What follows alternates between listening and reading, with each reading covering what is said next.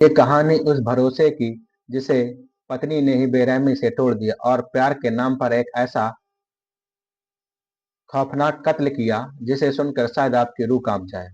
संभल के एक छोटे से गांव में चंदौसी के रहने वाले राहुल व्यक्ति का नाम रहता था। वह बहुत सीधा साधा और मेहनती था और अपनी पत्नी रूबी के साथ गांव पर ही रहता था और अपनी पत्नी रूबी पर आंख बंद कर भरोसा करता था।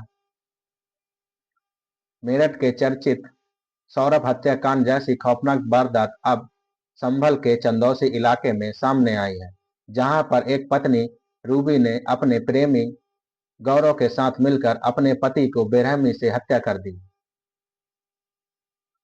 और फिर एंगल ग्राइंडर, लोहे के एंगल काटने वाला यदि आदि पत्थर काटने वाला उपकरण था, उससे 100 के कई टुकड़े काटकर अलग कर दिए, जैसे गर्दन हाथ पैर अलग कर दिए गए और पहचान मिटाने की नीयत से धड़ नाले में फेंक दिया और जबकि कटे हुए अंग राजघाट ले जाकर गंगा में बहा दिया। वारदात को अंजाम देने के बाद पत्नी ने खुद 24 नवंबर को थाने में जाकर अपने पति राहुल की गुमशुदगी दर्ज करा दी थाने में जाकर, ताकि उस पर कोई शक न करे। यह वारदात 18 नवंबर को हुई थी, जब राहुल ने अपनी पत्नी रूबी और गौरव को आपत्तिजनक स्थिति पर अपने ही घर पर देख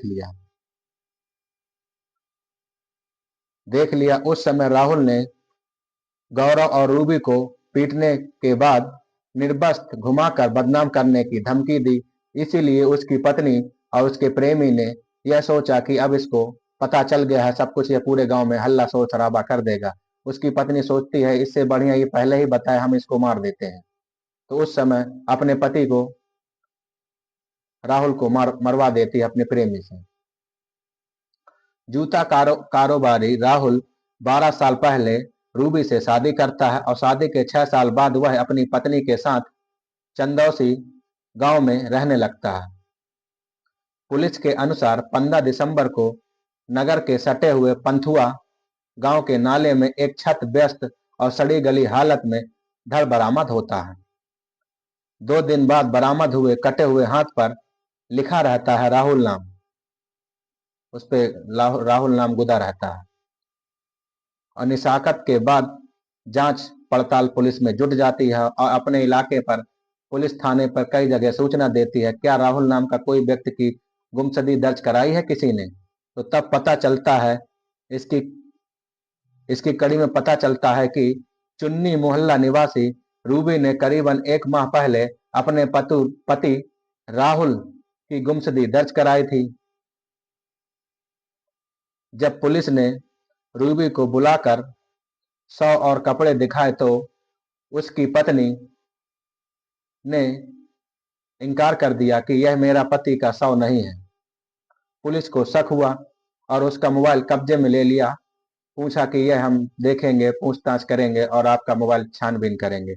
वहीं पर वारदात के टाइम पर खुलती जाती है और रूबी घबरा जाती है। रूबी से सख्ती से पूछताछ पुलिस वाले करते हैं तो वह अपना गुनाह कबूल कर लेती है और वह बताती है कि मैंने ही अपने पति को मारा है। पुलिस वह दोनों को गिरफ्तार कर लेती है और उसके प्रेमी गौरव को भी। और वहीं पर बताते हैं गौरव उसके गोदाम में कर्मचारी था, राहुल के जूते वाले गोदाम में गौरव वहां पर कर्मचारी का काम करता था और करीबन 6 महीने से दोनों के बीच प्रेम संबंध शुरू हुआ था। हत्या के बाद गौरव 19 नवंबर को ग्राइंडर लेकर आया था और शरीर के टुकड़े किए। रूबी बाजार में काले रंग की पॉलीथीन लेती है और 2 बड़े बैग लेती है, खरीद लाती है और उसी पे अपने पति का शव नाले में और नदी में फेंक देती है। रूबी की 10 साल का बेटा और 9 साल की बेटी घटना की रात उसी घर पर गोदाम पर सो रहे थे। बच्चे बोले कि रूबी के बच्चे कृष्णा और दिव्या का कहना है कि पापा ने उन्हें बहुत प्यार करते थे। पापा उनसे बहुत प्यार करते थे, लेकिन माँ ने हमें हम सबकी जिंदगी बर्बाद कर दी और बोले कि मेरी मम्मी को और उसके प्रेमी को कड़ी से कड़ी फांसी की सजा दी जाए ताकि मेरे पापा को इंसाफ मिल सके। ऐसी पत्नी के लिए मैं तो कहता हूँ फांसी की सजा होनी चाहिए। जो भी मेरा वीडियो देख रहा हो, कमेंट्स में लिखो कि इसे फांसी होनी चाहिए। मेरे वीडियो देखने वाले मेरे चैनल को फॉलो और सब्सक्राइब कर लें ताकि आपको नई नई घटना मिलती रहे। जय हिंद, जय भारत।